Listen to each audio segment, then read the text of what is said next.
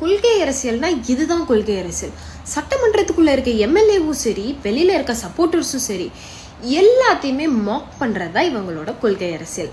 அவங்க எப்படி facial reaction பண்றாங்க, எப்படி உட்கார்றாங்க, எப்படி மூஞ்சி வைக்கிறாங்க, என்ன மாதிரி பேசுறாங்க, இதை பத்தி எல்லாம் மாக் பண்ணியே இவங்க அரசியல் பண்றாங்க. சீரியஸா இதெல்லாம் உங்களுக்கு தப்பா தெரியலையா? இதை வச்சு மட்டும்தான் உங்களால அரசியல் பண்ண முடியுமா? கவர்மெண்ட்டுக்கு என்ன தேவை, என்ன பண்ணலாம், அதை பத்தியெல்லாம் உங்களுக்கு தோண மாட்டேங்குது. அங்க நீங்க எல்லாம் எவ்வளவு பெரிய மனுஷங்களாம் நாங்க இதுக்கு முன்னாடி பார்த்துட்டு இருந்திருக்கோம். நீங்க இதுக்கு முன்னாடியும் எம்எல்ஏ ஆனவங்க.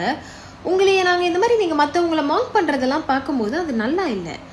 அண்ட் நீங்க மட்டும் இல்லை, டிஎம்கே சப்போர்ட்டர்ஸும் எல்லாத்தையுமே வந்துட்டு தப்பா பேசுறது, வல்கரா பேசுறது, அவங்க எப்படி இருக்காங்க அப்பீரியன்ஸ் வச்சு பேசுறது, அது கிடையாது அரசியல். எந்த ப்ராப்பரா என்ன பேசணுமோ கரெக்டான பாயிண்ட்ஸ் எடுத்து வைங்க. உங்களோட ஐடியாலஜியை பேசுங்க. நீங்க என்ன நல்ல விஷயங்கள் பண்ணாங்க, இல்ல நான் இது டிவிகே சைட்ல என்ன தப்பு செய்யறாங்க, இதையெல்லாம் பேசுங்க. ஆனா அதை தவிர அசிங்கப்படுத்துறதும், அசிங்கமா பேசுறதும், மாங் பண்றதும், இது என்ன அரசியல்னு நீங்க பண்றீங்க? இதை வேற நாங்க கொண்டாடலன்னு நாங்க தற்கொலைன்னு வேற சொல்றீங்க. இப்படிப்பட்ட ஒரு அரசியலை நாங்க கொண்டாடுறதுக்கு, இப்படிப்பட்ட ஒரு பார்ட்டியை நாங்க கொண்டாடுறதுக்கு நாங்க அரசியல் தெரியாத தற்கொலையாவே இருந்துக்கிறோம். அதுவே எங்களுக்கு பெருமையா இருக்கு.